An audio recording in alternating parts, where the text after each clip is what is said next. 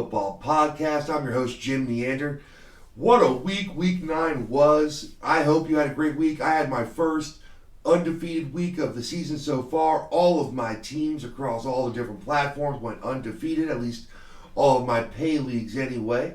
You gotta love when that happens. Hey, any owners out there that have more than 3 or 4 or 5 teams in my case, it's pretty difficult to have one of those weeks where the stars align just perfectly and all your teams pull out the W for you. It's just a beautiful, beautiful thing. So I'm in a great mood. I loved week 9, and I got a lot of teams trending upward. I'm feeling good about the rest of the season here. So let's see what we can do to help get you in the same situation. We got to get people some W's out there. I hope you guys are rolling along. But if you're not, I keep trying to tell you, everybody that's taking my advice seems to be doing pretty well with it.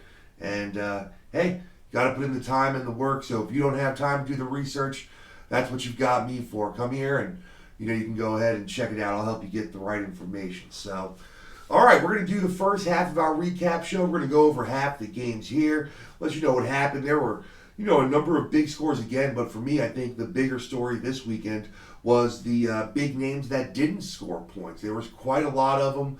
A bunch of big name receivers that really didn't come through for you. Some big names on the ground, some quarterbacks that had awful games that have been playing well lately. So, quite a lot going on here. Let's start Thursday night. There was, it got right to it on Thursday night. The 49ers, the beforehand undefeated 49ers, were visiting the Arizona Cardinals, and they were able to extend their undefeated opening to the season. They are now 8-0. They held on for the win 28-25 on the road. Were able to hold off a late Arizona comeback there. The big story here, though, were the new faces in new places. So for San Fran, that means Emmanuel Sanders. For Arizona, that was Kenyon Drake, man. They both had a game. Let's start with the road team, as we always do here. Jimmy G, the number 2 quarterback on the week. Man, I streamed him in a league where I really needed it. I had Goff and Woods both on a bye, and I went ahead with the Jimmy G and Emmanuel Sanders stack, and that absolutely helped lead me towards a win in a league where I won by about 18 or so points. That put me in the right place after Thursday. So, Jimmy G looked great. I don't know what that means. A lot of people look great against Arizona, so I don't know if that dumps him right into fantasy relevance for me. But, for this week, for week 9, he was fantastic. 317 yards, 4 touchdowns, no interceptions. The backfield, was one of those weeks where, hey, we know there's going to be a split, and most weeks, I made a big emphasis this last week on saying that you could play, whichever 2 backs were healthy. And, Tevin Coleman did not pan out for you this week. He got the ball about what you expected. 12 carries, but only 23 yards. Pretty rough sledding there. He caught 2 of 4 targets for 13 yards. So you didn't get what you needed out of Tevin Coleman, but I think you're okay moving forward. I'm just looking at this as a bad game, and that's what I'm scratching it up to. Matt Breida, a little bit more success. 15 carries, 78 yards, so he was over 5 yards a carry. Also caught just 2 balls for 14 yards. So not a great week out of either of them, but if you flexed Breida, you got close to 10 points. You got a little bit over 10 points. You could live with that, but not at all what we were expecting out of the San Francisco rushing attack. And I think that's probably the first big, surprise on the weekend. All right, San Francisco receivers. Emmanuel Sanders led the way. 9 targets, 7 receptions, 112 yards, and a touchdown. The numbers were great, but really the fit looked great. It just looked like a great fit in that offense, and I think he's, really going to be a wide receiver 2 with wide receiver 1 upside moving forward for the rest of these weeks. This is a team that's on a roll. Jimmy Garoppolo obviously needed some other kind of weapon that he could rely on in that offense, and I just think it's really going to be a good fit. So way to go, Emmanuel Sanders. Welcome to the team. Deebo Samuel continues to get pretty decent amount of work. The rookie had 7 targets. He had 4 receptions and 40 yards. So, obviously nothing great. I mean, if you played him, you weren't very happy with that. But the storyline here with Samuel is that he kind of looks like the number 2 receiver right now. It never really became, Dante Pettis. Just none of these guys have worked out. Marquise Goodwin's nowhere to be found anymore. So, Deebo Samuel's interesting as the number 2 receiver on a good team that's playing well. But really, we all know that the number 2 receiver or the number 2 receiving option is really more likely to be Emmanuel Sanders because the number 1 is George Kittle. Another great game for Kittle. 6 receptions on 8 targets, 79 yards, and a touchdown. I mean, he's performing. He's not having those monster games, but he's still giving you that advantage at the tight end position that you were hoping to get. That's why you drafted him that high, right? You just want to go into basically every week and say, all right, I've got a guy that's going to score more points than the other person's tight end, and almost on a weekly basis that happens. George Kittle, the number 4 tight end on the week. And let's see, for the season, Mr. Kittle, you are the number 4 tight end on the season. So there you go. Consistency. Doing great every weekend. Through 8 games, scoring over 14 points a week, and you feel good about that. There's only a few tight ends that are keeping that kind of pace per game. So, George Kittle continues to dominate at the tight end position. You're feeling good about that. On the Cardinals side, Kyler Murray got back into the end zone, 241 yards through the air with 2 touchdowns. Also added 34 yards on the ground, so you like to get those few extra points there. And then the story here is throwing the ball into the end zone. There was too many weeks in a row with a lot of attempts and a lot of yards and no passing touchdowns. That just can't happen. He was helped out immensely by one huge long play by Andy and Isabella. But, hey, however, you got to make it happen. The big story here, we all know the big story in Arizona was Kenyon Drake with both David Johnson and Chase Edmonds sidelined. Kenyon Drake had been, with the team for about 72 hours, and we knew he was going to get some of the work. They had Alfred Morris, picked up. They had Zach Zenner. They didn't need them. Kenyon Drake showed the playmaking ability that many of us have known that he's had since his breakout in Miami. 15 carries for 110 yards and a touchdown.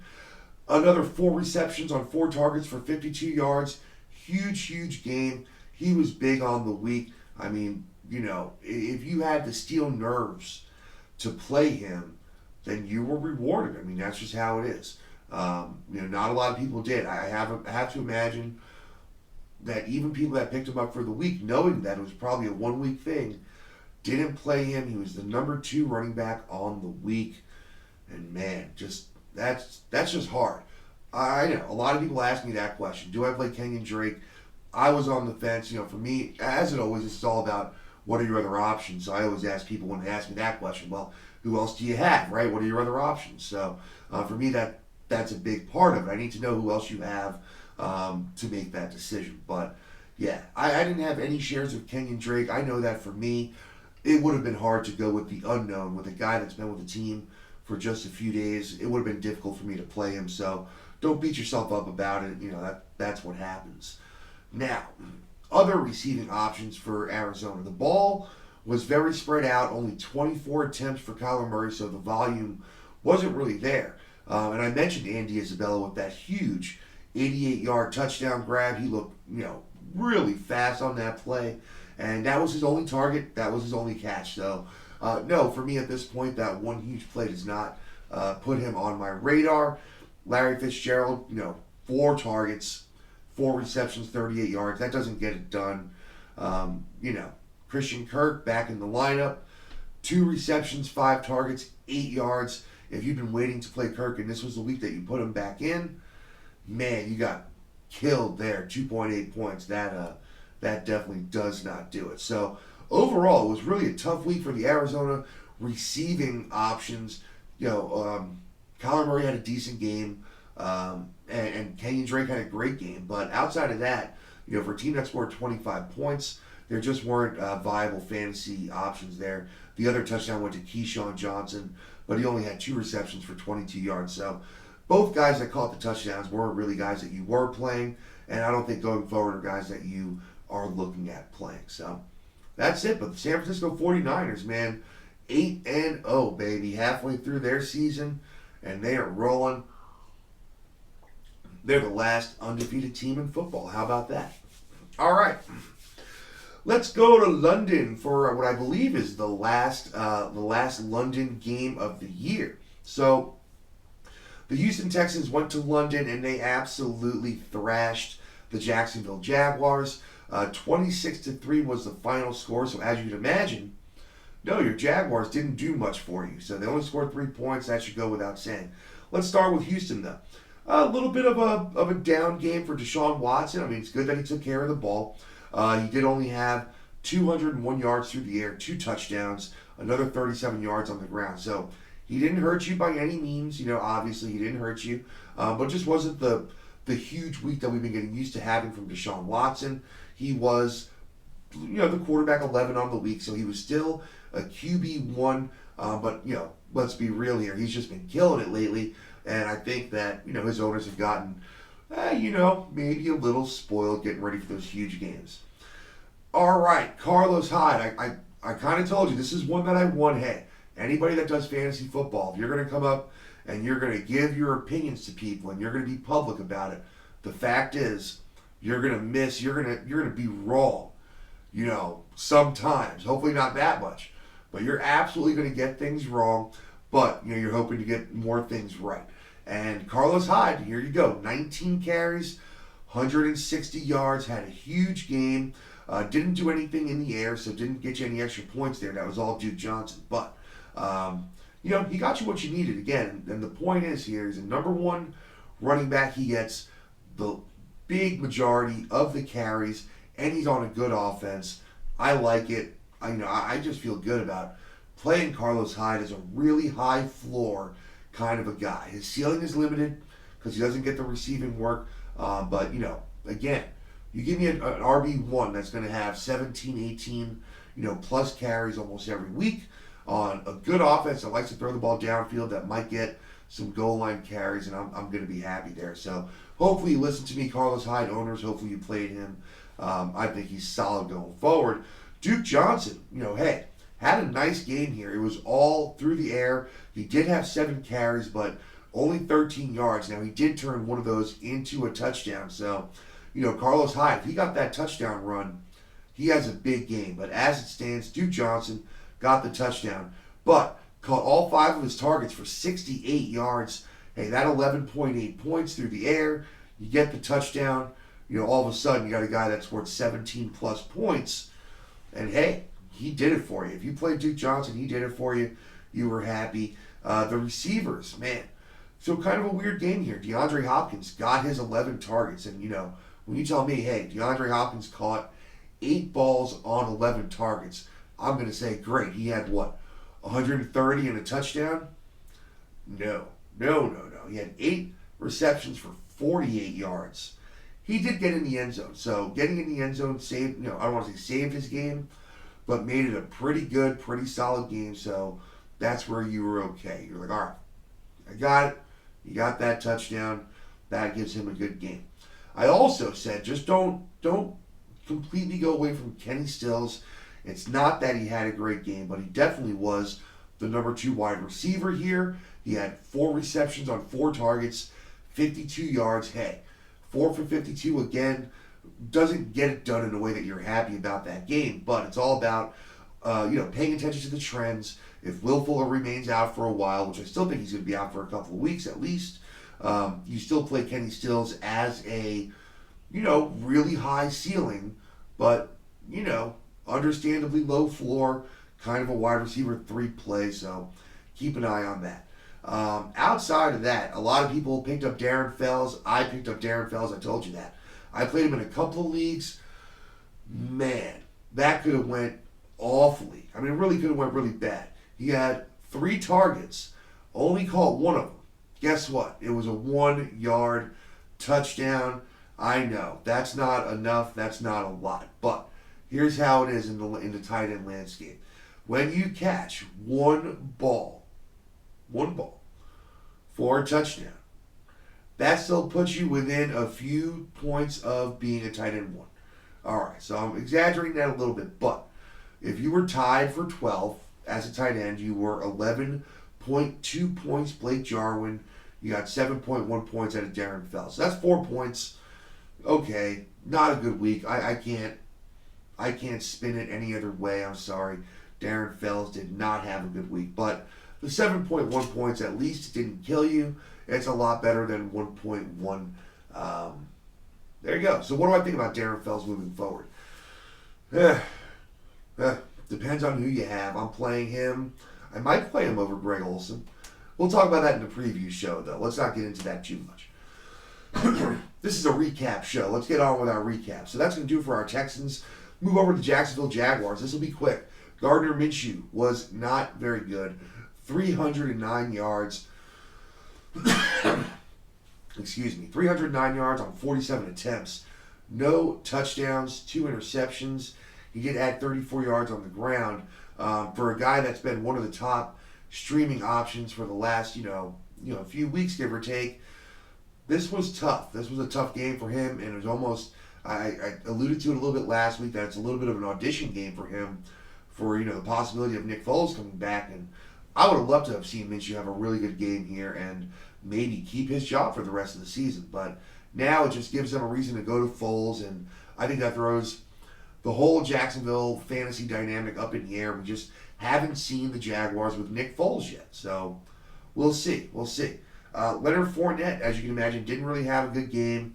11 carries. That's not a typical, Jacksonville game. 11 carries, out of the backfield is not going to do it. They're typically a 20-plus carry kind of a game. So 11 for 40. And he did add 5 receptions for 32 yards. So, hey, you got up to 12 points. He didn't crush your dreams, but he didn't really help your team. You're getting used to those 20-plus point games and didn't get that here. The receiving option. So it was a little bit of a mixed bag here. You had the resurgence of Keelan Cole. 5 receptions on 6 targets, 80 yards. He didn't have the most targets, but he did, however, have the most success by far. Nobody played Keelan Cole, though. Raquel Armstead, the running back here, 5 receptions, 65 yards. Nobody played him. Seth DeValve, tight end. What do you do about Seth DeValve? I don't think you can play him. He had 5 targets. He had 4 receptions, 41 yards. He would have given you a better game than Darren Fells. But, I don't know. I need to see it for more than 1 week, and especially with Nick Foles coming back, I don't know what to do with this receiving core. Now, the 2 guys you did play, this is the interesting part. The 2 guys you actually did play, Chris Conley got 7 targets, only caught 2 of them for 32 yards. So, pretty bad game there. And DJ Chark, 9 targets, only caught 4 balls, 32 yards. That's not going to get it done for your top 2 receiving options. And, I watched a good amount of this game, and they just weren't connecting, especially in that first half, man. I mean, Minshew just could not find these guys. A lot of these targets were really, really off. Houston was playing better defense than they have, so I'll give them that.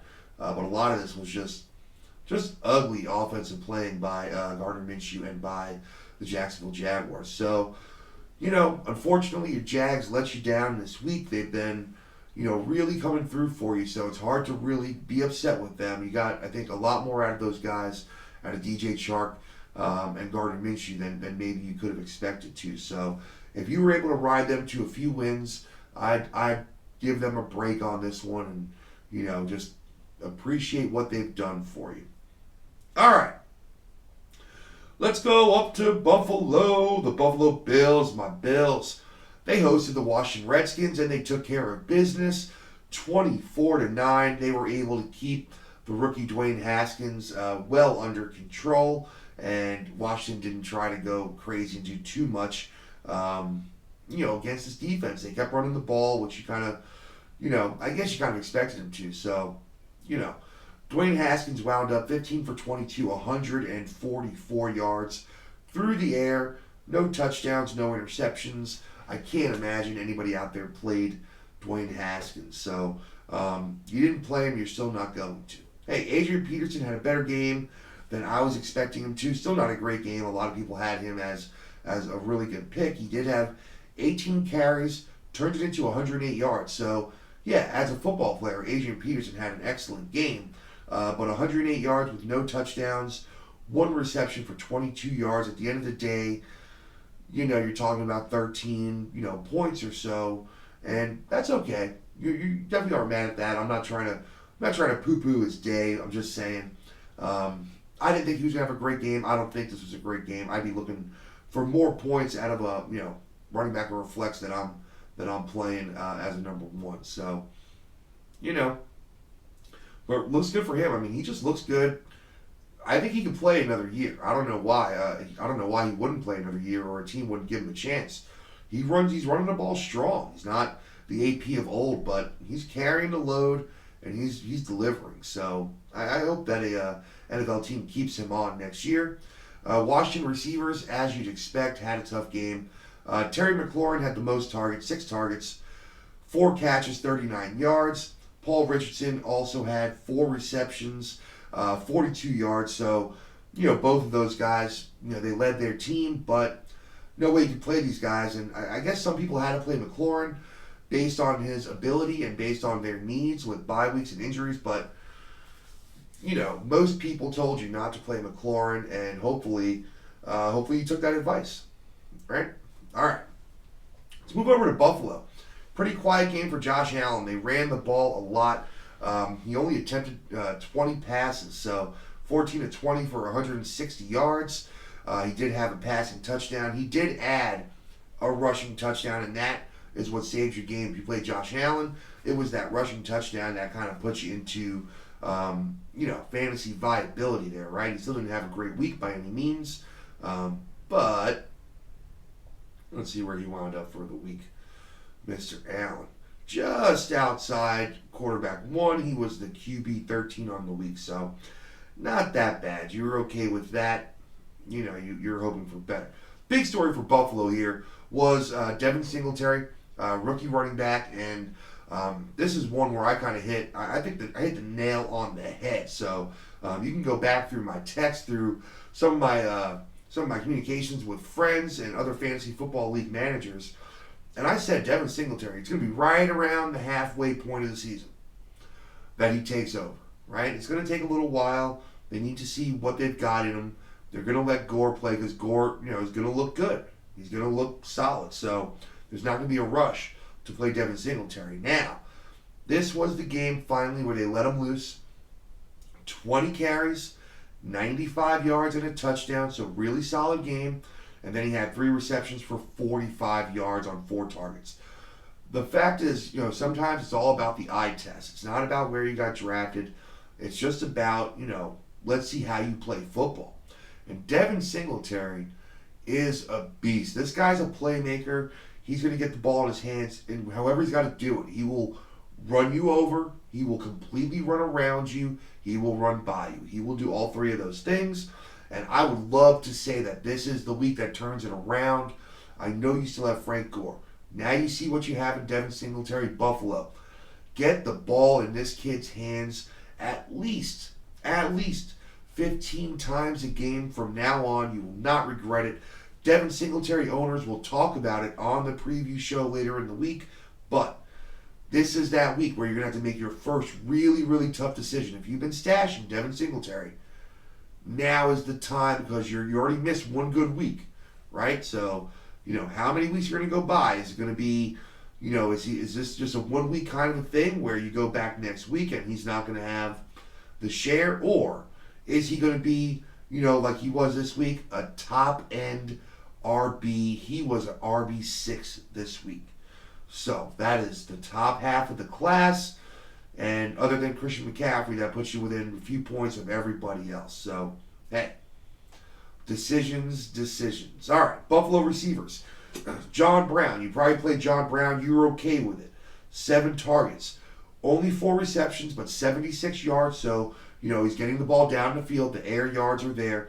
And, hey, not a great game, but at least, the 11.6 points, you were okay with that. Hopefully you had some other point scorers on your team. You just like to see that he's still obviously the number 1. Again, Josh Allen only threw the ball 20 times. So 7 targets is a huge target share. Huge, right? That's over a third of the targets. So, hey, You're happy with that. You want to see those trends. If you played Cole Beasley, I apologize. I don't think I told you to. But I said, hey, he could be a solid, a little play in flex. Did not get the targets. He only had 2 targets, 2 catches, 13 yards. But again, he got the ball in the end zone. He's the one that caught that short touchdown. So, hey, that's almost 10 points. If you played him, you got almost 10 points. Depending on the kind of week you had, that could have been okay. Still can't do anything with tight ends for Buffalo. Tyler Kroft, 1 target, nothing going on. Dawson Knox, 2 targets. I'd like to see this offense get back to looking at the tight end more. I feel like they were, moving the ball a little bit better when they were using Dawson Knox a lot in the beginning of the year. But, hey, the big story here, Devin Singletary. Let's get him on the field, Buffalo. All right, this next game I thought was going to be one of my favorite games of the week, and it definitely was. The Kansas City Chiefs hosted the Minnesota Vikings, 2 teams that need a win. They're in tough divisions. Kansas City's just trying to keep it going without Patrick Mahomes. I get a feeling this is going to be the last week they'll be without Patrick Mahomes. So what a week to get a win over a tough Minnesota Vikings team that came in at 6-2. So Kansas City kept on. They kept ahead for the win, 26-23. Well, not even kept ahead. They needed that last-second field goal by Harrison Butker. But this was a close game throughout. These teams were just going back and forth, just getting right back into the game.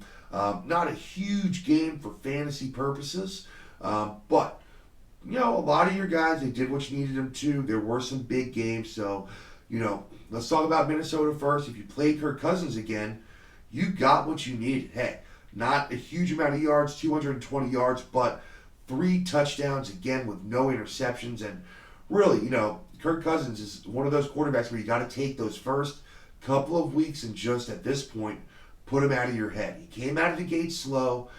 Whatever it is, he needed to get snapped back into reality.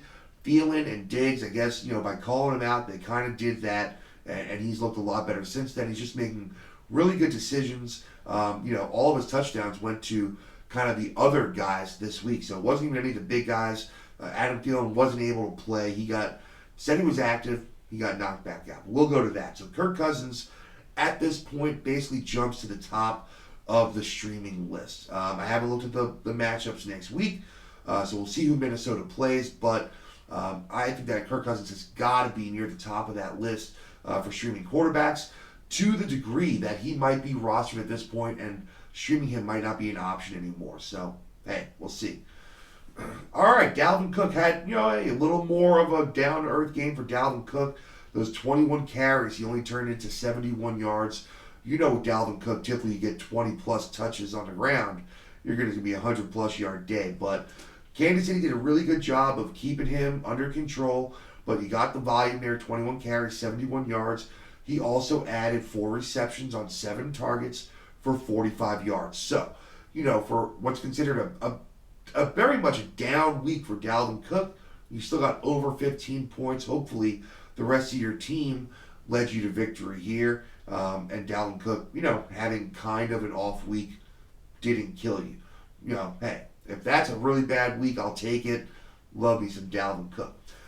All right, pass catching. The biggest thing here was Stephon Diggs, man.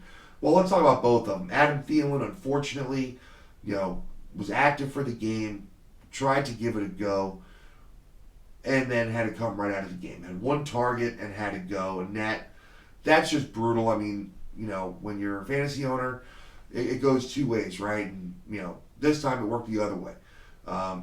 You saw, for the last time it worked against me was Chase Edmonds and David Johnson, right? David Johnson was active, so I sat Chase Edmonds, and he went off right after Johnson went out of the game. So here you go, Adam Thielen comes in. You probably played him, because if he's active, you probably played him, and he did nothing, and that stinks. What is inexcusable is Stephon Diggs. 4 targets, 1 catch for 4 yards. And man, I called this wrong. I'm sure a lot of people had Stephon Diggs having at least a pretty good game, if not a really good game this week. all the signs were there. I mean, I just don't know what happened. So who did catch the ball for Minnesota? Who caught these touchdowns? Well, Treadwell was catching the ball. He had 3 receptions for 58 yards on 5 targets. The tight ends were getting targeted. So you had Irv Smith Jr. with 6 targets, 4 catches, 33 yards. You had Kyle Rudolph, 5 targets, 3 receptions, 23 yards, and a touchdown. So the tight ends were definitely a big part. They combined for 7 receptions, 56 yards and a touchdown. That was big. Oh my goodness. The ghost of Amir Abdullah caught a 16-yard touchdown. That's crazy that I'm saying Amir Abdullah's name in 2019. And B.C. Johnson, after doing nothing the week before, does basically nothing this week, but he did catch a touchdown. 2 targets, one reception, 4 yards. So what do we take away from this? For me, the biggest takeaway is that, Stephon Diggs could still disappear on any given week. And that's scary, right? I got to dig a little bit deeper into that footage to see if he wasn't getting open or if Cousins just wasn't finding him, what was going on. But in a game like this, with Thielen out, for Stephon Diggs to have 1 reception is just really, really confusing and frustrating, honestly. But I look at the tight ends and start to say, all right, yeah, Kyle Rudolph had 5 targets, and that's great. But is Irv Smith becoming a playable option? I'm not convinced that he's not. I want to see it for 1 more week, but this is the kind of guy that, hey, as you move towards your fantasy playoffs and you're going to need to make some tough decisions, keep an eye on this guy. He hasn't been played all year long, but his snap share, his target share is all creeping up. The athleticism is there, and we see some of these rookie tight ends making big plays. Noah Fant just made a huge play. T.J. Hockenson did in week 1, so just keep an eye on it. All right, Kansas City Chiefs, where you at? What'd you do? All right, Matt Moore had a decent game. 275 yards and a touchdown, no interceptions. Pretty much nobody played Matt Moore, I don't think. So we can probably move on. I think this is the last week you're going to see Matt Moore anyway. I do believe Patrick Mahomes will be back for week 10. So we're going to go ahead and just nip that in the bud. Now, Kansas City rushing attack. What is going on here? LaShawn McCoy, he had the fumble in the 3rd quarter, I believe, last week. And then Damian Williams said, hey, I'm going to get a little chance to get my job back. And boom, just took it and ran with it. 12 carries this week, 125 yards and a touchdown. Now, granted, he had a 91-yard touchdown run where he ran fast and Tyreek Hill ran a lot faster. In case you didn't see that, that was amazing. So go ahead and find that. But take away that 91-yard touchdown run, he had 11 carries for 34 yards. So nothing great, but LaShawn McCoy only had 3 carries. So even though Damian Williams wasn't doing a whole lot with his carries until that 91-yard touchdown, the point is he was the one getting the carries. He was the one getting the targets. He only had 2 targets, but McCoy had 1. So is this the week where Damian Williams now becomes running back 1 again in KC? And if so, what is his value with Patrick Mahomes coming back? And this offense, theoretically, in a position to take a step forward in a big way if Patrick Mahomes is healthy and ready to go. I don't know. We'll talk about it on the preview show. See, I like to foreshadow a lot so that you watch the preview shows. We got to get you all watching all these shows. So, Damian Williams, though, 12 carries, 125 yards and a TD, came through in a big way. If you wound up playing him against probably mine and almost everybody else's advice, then you were very, very happily rewarded with that play. If you played LaShawn McCoy, you were the exact opposite. You were frustrated and pissed watching Damian Williams get all the work. All right, Kansas City pass-catching weapons. Let's see. They all ate pretty decent, at least the ones that you should have been playing. So, Tyreek Hill, have a game, man. He had one of those games where you're reminded why he's probably the craziest weapon in the NFL. I don't know how to quantify. I don't know how to categorize what you'd call it, but he can just do things that nobody else can. That's just the truth. I love Christian McCaffrey. He is playing out of his mind, but Tyreek Hill can do things that nobody else can. He had a bunch of big plays in this game. 8 targets, 6 receptions, 140 yards, and a TD. And man, he just looked exactly how you want Tyreek Hill to look. I can't wait for Patrick Mahomes to come back. I love watching these guys together, but this game was a huge one for Tyreek Hill, and he really came through for you. So big game, Tyreek. Sammy Watkins came through with a nice game, 10 targets. So 10 targets is a big number. You got to be pretty happy with 10 targets for Sammy Watkins. 7 receptions, 63 yards. So not a great game, but a very good game, and you were happy here. Travis Kelce, hey, 9 targets, 7 receptions, 62 yards. Again, no, this is not the kind of advantage you were hoping to have when you drafted Travis Kelce as high as you did. That being said, it's one of those things where you got to, say, all right, let's take a step back, and even though maybe I'm not thrilled, right, with my return on Travis Kelce, what does that mean throughout the whole season? Well, Travis Kelce is the number 2 tight end on the year. Now, yes, he hasn't had his bye week yet, so he is through 9 games. As far as points per game goes, so if you want to look at it that way, and you're saying, all right, what's his real value? Travis Kelce is tied with George Kittle for the 4th most points per game at the tight end position. So, really, no matter how you put it, you're getting what you need from Travis Kelce. You're just not getting what you wanted, right? You wanted 20-plus points a game. That's what you were really hoping for when you drafted him that high. And you have a right to hope for that. But, it's all about just having some perspective. He's having a very, very good season, even though it's not great.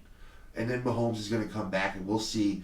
Maybe you get that return those last few weeks. And if you're still in it and you're still heading to the playoffs, hey, Kelce might be that guy that puts you over the top, right? So just keep with it. Just keep with it, all right? All right, let's keep rolling here. Let's go to Miami. Oh, man, the Dolphins got off the schneid. And who helped them do it? The New York Jets, of course. The terrible, terrible Jets. And the Miami Dolphins win 26-18. They both moved to 1-7. Oh man, that division. I'm happy with it for Buffalo. They get to beat these teams, but it only makes New England's run to the top that much easier. Let's see here. Sam Darnold just has not looked good since that New England game. I don't know if they're just making too much out of it, but he looked bad again. 27 of 39, 260 yards, a touchdown, and a pick. They really can't get the ball downfield at all, this team. Le'Veon Bell continues to get volume now. I know he's going to have an MRI. I haven't seen any updates. So, again, we don't do a traditional waiver wire show, but I will let you know. Keep an eye on this Le'Veon Bell situation. If he's going to be out for any amount of time, then Ty Montgomery becomes one of the very, very few big waiver wire names for this week because of the volume. There just aren't RB1s out there on the waiver wire right now. Guys that might have 15 or more touches a week, and that's exactly what Ty Montgomery will be if Le'Veon Bell is going to be out for a little while. I know they still have Bilal Powell, but I think it's going to be Ty Montgomery. So I don't think people are going to pick up Bilal Powell. So, grab Montgomery. So Le'Veon Bell, 17 carries, 66 yards. He did come through for you, through the air. He had another 9 targets, 8 receptions, 55 yards. So, those 13.5 points through the air is what made your game. You had a 20-point game, only 6.5 of it on the ground. So thank goodness he's getting all that dink and dunk work. That's what's making it happen. But now he might be out. So keep an eye on Lev Bell. It's concerning, that he's not getting in the end zone. It's concerning that they can't run the ball with effectiveness. But at the end of the day, when you touch the ball 25 times in a game, you're going to put up enough points to be okay. So there you go. Jamison Crowder, welcome back to the party. 9 targets, 8 receptions, 83 yards, and a touchdown. Some people play Crowder, and good on you. I needed to see it again because, it looked like him and Darnold had this great rapport, this great connection, tons of targets early on in the preseason, in the early part of the season, and then it disappeared. So it was good to see it back. This has been, probably the most effective he's looked. And Robbie Anderson just can't get it going. 4 targets for Robbie Anderson, 2 receptions, 33 yards. We already talked about it in weeks past. but you should have already cut your ties with Robbie Anderson. This was supposed to be, now they're getting towards their easy stretch, which, in theory, on paper, they are. But there's no easy stretch for the Jets anymore. They're a bad football team. There are not easy stretches when you're this bad. So, I know it's not just reactive on this 1 week. I don't think you can play Robbie Anderson with any confidence going forward.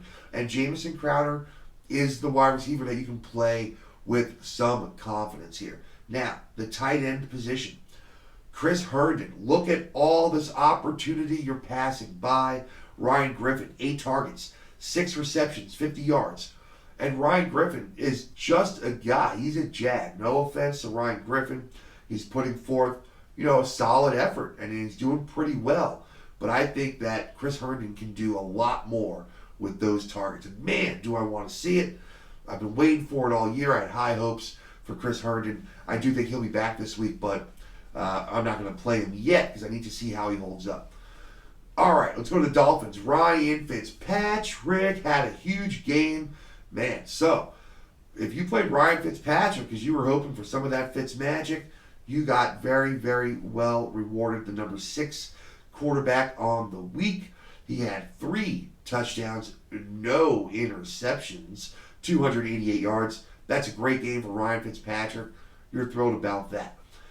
What do I think going forward? I think it's about the matchup. And I also think it's about losing Preston Williams. We'll get to that in a minute, but he is down. One of his favorite weapons is now gone. So we'll see what happens there. Now, Mark Walton. A lot of people gave him a chance this week. He was a big waiver wire pickup, and understandably so. He looked to be the number 1 running back for this team, which he was. He got the ball 12 times on the ground. He got targeted 4 times. Did absolutely nothing with all of it. Nothing. Those 12 carries turned into 29 yards. Those 4 targets turned into 3 catches for 12 yards. That didn't get it done. You know what else doesn't get it done? After the game, getting suspended for 4 games for conduct, violating whatever policies, substance abuse, as well as, their moral code, whatever crap. Either way, go ahead and drop Mark Walton. You spent a high waiver wire pickup on him last week, like I did, and now you got to drop him. So, what are you going to do? Are you going to grab Kalen Ballage? Yeah, of course. I mean, they're going to go out there and probably grab somebody off the waiver wire. I think it might be like a Jay Ajayi. Crazy to say it, right? He's going to go full circle back to Miami. But I do think you might see Jay Ajayi back there. But for now, I wouldn't, spend my number 1 waiver wire priority on Kalen Ballage. But he's somebody that I'd be looking at picking up. And hey, if you did pick up Mark Walton, why not? Why not grab him? He's somebody that you can definitely pick up as a possible, kind of guy you can look at as an RB1. Right, so there you go. Keep an eye on him, Kalen Ballage. Let's look at the receiving options here. Big story for Miami was their tight end, Mike Gesicki. Their year 2 tight end finally had his big game. 6 targets, 6 receptions, 95 yards. Hey, as good of a dart throw as anybody on the bottom half of the tight end landscape goes. All these buys coming up, but I wouldn't look at this as a trend. I'd look at this more as an aberration. Preston Williams had the big game. 9 targets, 5 receptions, 72 yards, and 2 touchdowns. Got in the end zone twice. However, it looks like his season is over. And man, he couldn't get any worse news for the Dolphins and for this young kid, Preston Williams. He's had himself a real hell of a first half of his first season, and this just sucks. I hate to see a young guy who's really coming on strong, get knocked out like this. He had his best game to date, best game of his career, and now he's gone. So, I don't know who that's going to, leave with more work. Will it be Jakeem Grant? Will it be Albert Wilson? Will it be Alan Hearns? Tune in to the preview show to find that out. Devontae Parker is set to see a little uptick. He had 6 more targets, and he had another Devontae Parker game like he's had pretty much all year. 4 receptions, 57 yards, and a touchdown. So, the guy's getting in the end zone with regularity, and he's having these games right there. 4 to 6 receptions, 50 to 70 yards, and he's getting in the end zone a lot. So, that's the kind of guy I love to flex. With Preston Williams unfortunately out now, I think that Devontae Parker's floor is even just a little bit higher. So I know it sounds gross, but yeah, I'm kind of big on Devontae Parker right now. Yes, I said it. I said it. All right. Couple games left till we cut off this first half of the recap show. Let's see where we're going to jump to. We're going to go to Philadelphia next, where the Philadelphia Eagles welcomed the Chicago Bears. And, good thing for the Eagles they were welcoming the Bears in, because the Bears just don't know what they're doing right now. Mitchell Trubisky is a big problem. 10 completions on 21 attempts. Oh, that is atrocious. No touchdowns, no interceptions, and they just can't get anything going. This team cannot get anything going. We thought they had a little something going with David Montgomery last week. Hey, if this is what's working, give the guy the ball 20-something times. Go ahead and do it. But no, they can't do it. David Montgomery has 14 carries. Okay, so he had 40 yards, and he did get in the end zone twice. Thank goodness, because you probably did play David Montgomery after last week's performance, and I can't blame you for playing David Montgomery because you're thinking, hey, they found something successful. They found something that works. Let's go ahead and keep that going. Give him the ball. They didn't do it. Thank God he got the touchdowns. He was the running back 7 on the week, 22.6 points in PPR formats, and that was all on those touchdowns. I mean, he had 3 receptions for 36 yards, so, not bad there, but it was all the touchdowns. So thankfully, he was able to fall into the end zone twice, and it worked out for David Montgomery fans. Let's hope they keep his usage up. He is their chance. I really hope to see Chase Daniel next week, honestly. I'd like to see them bench Mitchell Trubisky. I think it's better for everybody, but they're probably not going to, and they're going to have to really play it carefully with your Bears. So David Montgomery got the touchdowns, got you everything that you needed.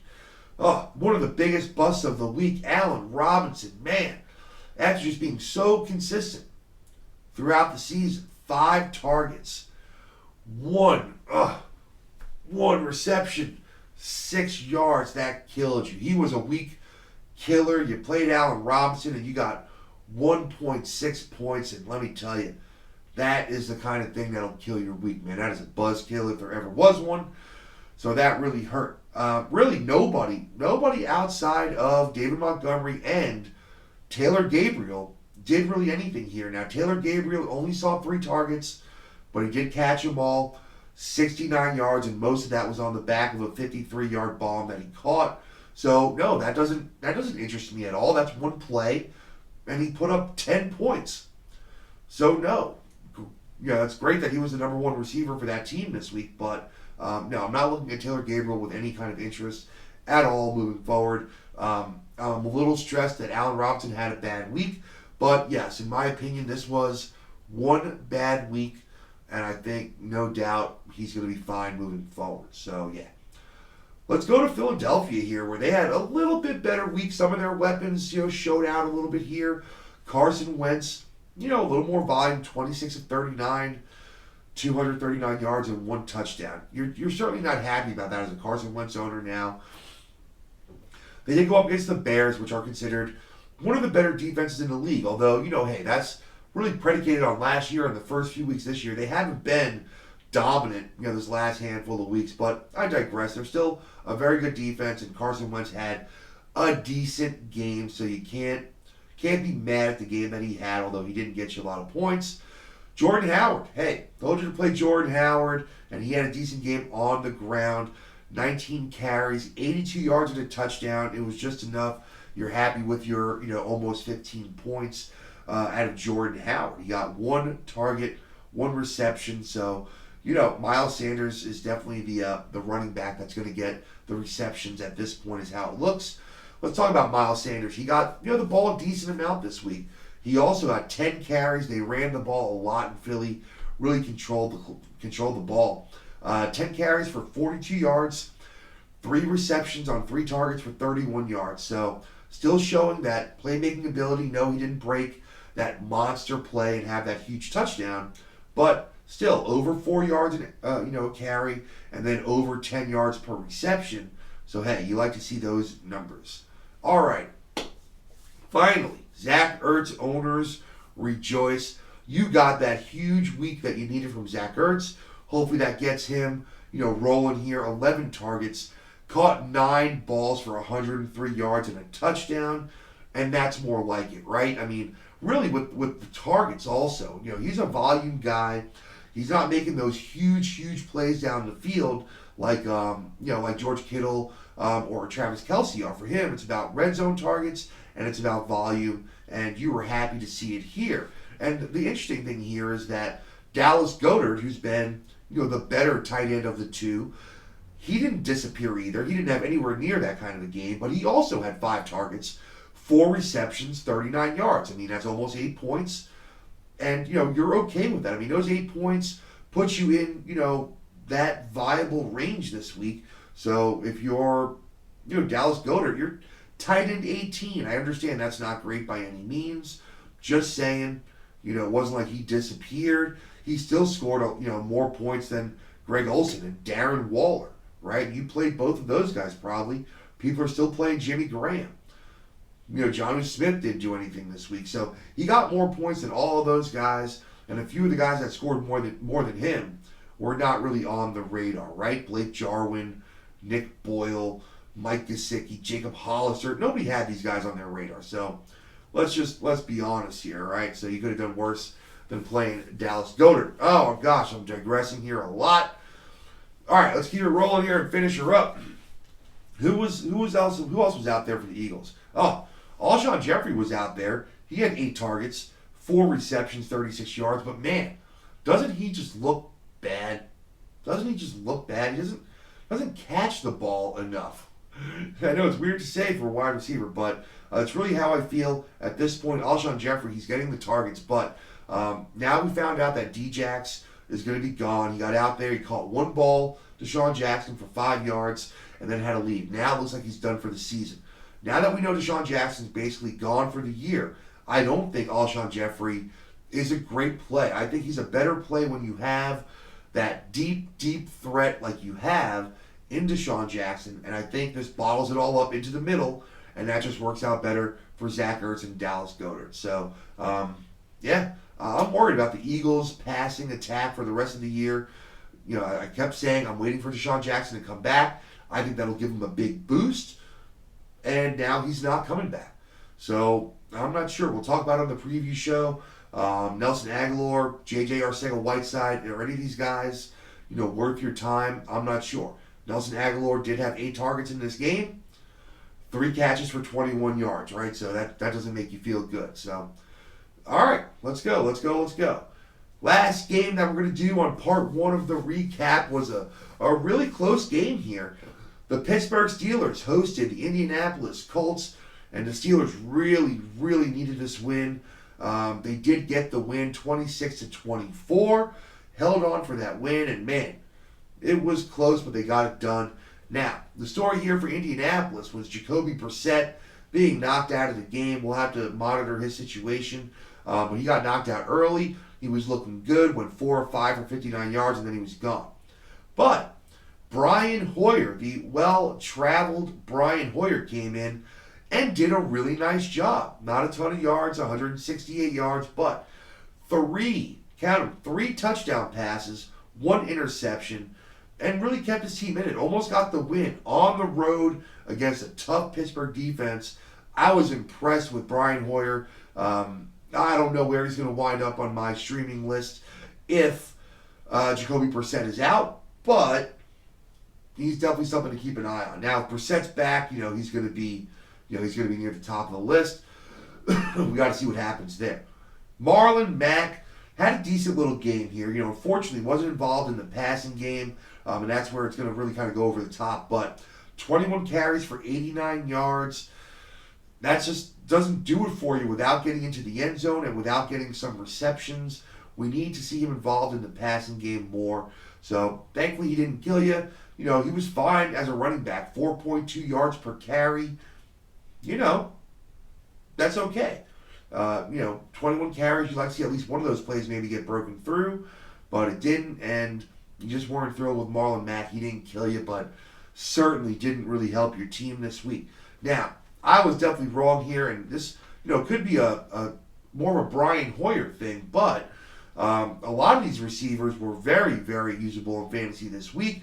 Zach Pascal had 6 targets, 5 receptions, 76 yards, and a touchdown. So if you were playing any of the Indianapolis receivers, that was the one to play. With T.Y. Hilton out for a couple more weeks and not knowing the quarterback situation, Zach Pascal is now on my flex radar. We'll have to see what happens going through the week. We'll get more information. But, we got to start thinking about Zach Pascal. The rookie, Paris Campbell, caught all 5 of his targets, 53 yards. So 5 for 53. I pretty much assumed he was a forgotten man in this offense at this point. Looks like he's not. So, I'll keep an eye on that situation, but I don't think he's going to be somebody that's on my radar this upcoming week. Jack Doyle. I thought he was going to have a better game, honestly. He did get a touchdown, so he was fine. But 3 receptions, 22 yards, and that touchdown. So that snuck him in there. He was tight end 12 on the week. He was a tight end 1. That put him up there. But, I think you were hoping for a little more usage out of Jack Doyle. Other than that, who else got in the end zone? Chester Rogers. So I guess if you play Chester Rogers, he had the same exact game as Jack Doyle. 3 receptions, 22 yards, and a touchdown. It got you 11 points. So I guess if you took a dart throw and you played Chester Rogers, I assume you're probably pretty happy with that. Eric Ebron. A lot of people said to play Ebron. I thought Doyle was the better play, and he was. Ebron only had 2 targets. He caught them both for 16 yards, but without that touchdown, that's 3.6 points, brother, and that does not do it for you. All right. Last team is going to be Pittsburgh. We're going to talk about. So Mason Rudolph, didn't have a great game. He did just enough for the win, which is, all you want if you're a Pittsburgh Steelers fan. But Mason Rudolph needs to look a little bit better. 26 of 35, 191 yards. He had 1 touchdown, 1 interception. So if you played him, you were hurt. You did not get what you needed out of Mason Rudolph out of a streaming quarterback. Was he better than, let's say, Mitch Trubisky? Yes. If you played Gardner Minshew, you got a little bit more out of him. But Mason Rudolph was a QB 25 on the week, and you could have done better with just about anybody. So, not good. If you streamed him, you made the wrong play. Simple as that. All right, let's talk about the backfield. So Jalen Samuels, well, his game was interesting because of his usage. He had 8 carries, only 10 yards, so that stunk. The guy had 13 targets and caught every one of them. 13 receptions, 73 yards, and that was his game. I mean, he got 21 points out of him, basically, and it was all from his receiving work. Now, out of nowhere, Trey Edmonds, 12 carries, 73 yards. He busted out a 45-yard run. So that leaves him with, 11 carries for just under 30 yards. So, yeah, not great with the other carries, but had the one big play. And the usage here, I thought Jalen Samuels would be the guy with the lion's share of the carries. He wasn't. I think James Conner will be back next week, so this is not something you have to worry about going forward. But, hey, 2 things here. Trey Edmonds, no, I'm not looking at him unless James Conner is out for sure for at least another week. And Jalen Samuels, if James Conner is back with his receiving usage, is he playable as a flex? With James Conner back in the game, I'm going to go ahead and say no, but keep track of the show throughout the week, and that could change. Receiving options, hey, it was the Jalen Samuels show. You got what you needed from him if you went ahead and started him. James Washington, hey, he did all right. He only had 4 targets, but caught them all for 69 yards, including a 40-yard pass. So, he had a decent game. I still don't think he's in my flex wide receiver 3 category yet. He's certainly outside of that. Juju Smith-Schuster owners are really, really not happy. 5 targets, 3 receptions, 16 yards. Here's one of those big names that really lets you down. Under 5 points, that's the kind of thing that kills your week, man. That's your number 1 draft pick, probably. Maybe your number 2. And he scored 4.6 points. That is just brutal. You need to see more usage. I do have to bring a shout out to Vance McDonald. Welcome back, Vance. 7 targets, 5 catches, 30 yards, and a touchdown. Welcome back to tight end 1, Vance McDonald. You were tight end 7 on the week. So, no, wait, that's standard. In PPR, you had to be better than 7. No, you're still 7. You're still the 7 tight end on the week. But great for you. You know, I had big hopes for Vance McDonald this season. Obviously, most of that was on the back of Big Ben Roethlisberger playing. But I still thought he should be a big part of this offense. He hasn't been, and they've been bad. Maybe this is them turning the corner. And with the way the tight end landscape looks right now, I'm okay playing a hot hand as opposed to playing somebody who's proven it all year long. You know, these tight ends, they get in these little grooves. The quarterback starts looking for them. They have a few good games in a row. So for me, yeah, I'm looking at Vance McDonald right now because, hey, I don't want to look at Nick Boyle or Blake Jarwin, you know, or Seth DeValve. I really don't want to look at these guys. So I'd rather look at a guy that's, you know, I thought was certainly the number 1 tight end on their team and the guy that I think has talent to perform if he's given the opportunity. So there you have it. That's the first half of our Week 9 recap show. So we're going to be back tomorrow. We'll go over the second half of the games. We'll talk a little bit about, you know, our preview shows that are going to come up for Week 10. You know, we have a lot of people on buys. A lot of big players are on bye in this upcoming week. So that's going to do it for us today. Make sure you tune in tomorrow for the second half of the recap show. That was Week 9. Man, was a good week for the GOAT. Telling you, got to start listening. I'm getting this down. My picks are coming through, and I can definitely help get you to your playoffs. So keep watching the show. Find me on Twitter at GOATFF Podcast or at Jim Neander. Hit me up. Let me know if I can do what I can do to help, who I can help you decide against. You know, I've really, I think, been giving good advice lately, and if you've been playing my picks, you've definitely been winning more often than not. So, all right, thanks a lot. Have a great day. This is the GOAT Fantasy Football Podcast, and we'll catch you next time.